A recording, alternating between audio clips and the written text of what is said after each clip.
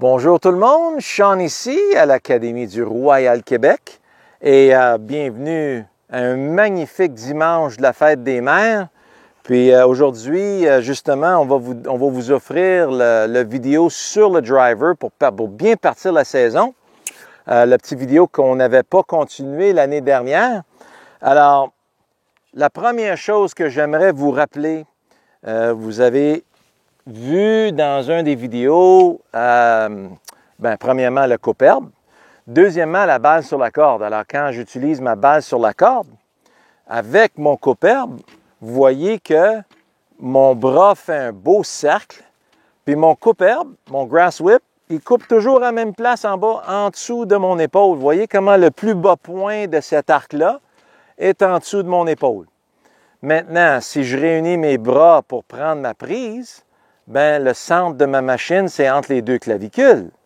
Alors, le plus bas point va être entre vos pieds quand on s'élance. Ça, c'est très important à retenir avec le driver. Maintenant, parce que le driver est beaucoup plus long que le reste de vos clubs, ça va changer la distance entre vos mains et votre corps.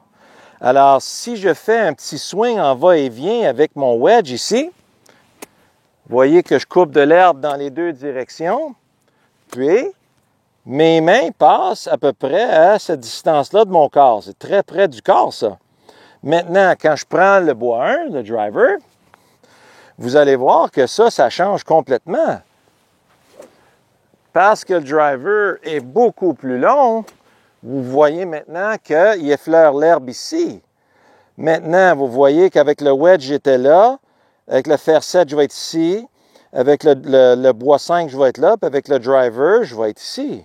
Alors, la distance entre moi et la balle change énormément. Alors, pour tous ceux et celles qui ont tendance à vouloir contrôler le driver, c'est vraiment pas la place.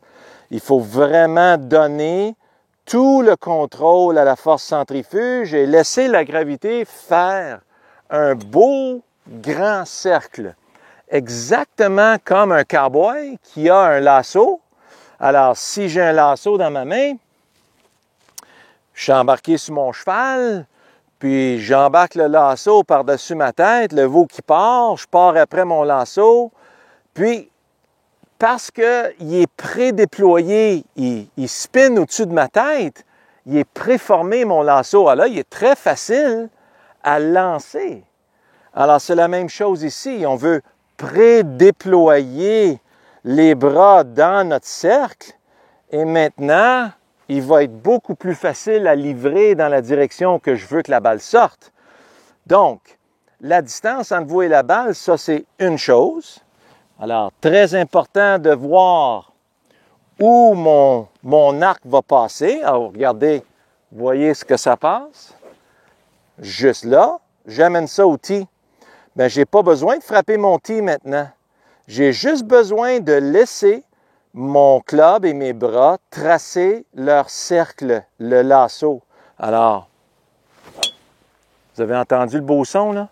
Là, j'ai pogné le bout du tee avec la semelle du club. Alors, le but, c'est de prendre le bout du tee avec la semelle du club. La balle va se faire étamper dans le centre de la face du club. Parce que la balle est dans les airs maintenant, il faut aller la joindre en remontant et non pas en descendant. Moi, j'ai 7 degrés d'angle sur mon driver. Je ne la prendrai pas en descendant. Je vais tout enlever puis je vais la rentrer dans le sol. Alors, moi, je veux la prendre en montant. C'est là que on va chercher un bel angle de départ, le launch angle. Et c'est là qu'on va réduire le montant de backspin qu'on va avoir sur le driver. Alors, si vous voulez que le driver aille loin dans les airs, puis après ça roule, une belle combinaison de deux choses qui vont vous donner de la distance, on veut la capter légèrement en remontant. Donc, il faut savoir où est le plus bas point. Vous vous souvenez? Entre les deux clavicules? Alors, ça monte, ça descend, puis ça remonte.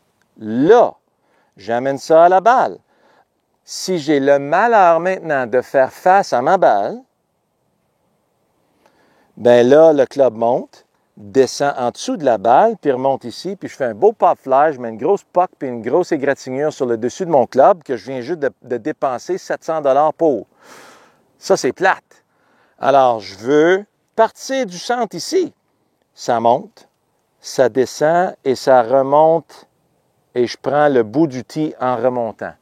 C'est là que vous allez chercher un beau succès. Donc, j'ai un point intermédiaire. Je veux passer par-dessus mon poteau jaune ici en arrière du terrain d'exercice. J'ai un petit bout de feuille qui va me diriger dans cette direction-là. Je m'enligne avec ma feuille. Puis là, je veux sentir que je vais piger le bout du tee en remontant. Ça marche. Ça marche pas.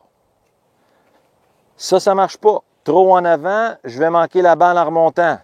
Ça marche pas. En descendant ou je passe en dessous. Ça marche. Je suis en bonne direction. Donc, maintenant, mes yeux sont sur le tee et non pas sur le club. Et je sens que mon lasso est en jeu. Il est en action déjà. Alors, je laisse mon lasso faire le tour de son cercle, puis je laisse le cercle passer à travers le bout du tee, par-dessus le petit bout de feuille, dans la direction du poteau jaune. Je le laisse aller et je le laisse aller. Wow! Super bien frappé, ça. Vous avez entendu le son? Ça a passé direct par-dessus le poteau jaune avec un petit fade vers la droite. Puis vous voyez comment je n'ai pas touché au tee? Le tee est encore en place. Alors, Mo Norman était le meilleur là-dedans. Son tee a duré 7 ans de temps. Un tee en bois, là, pas en plastique.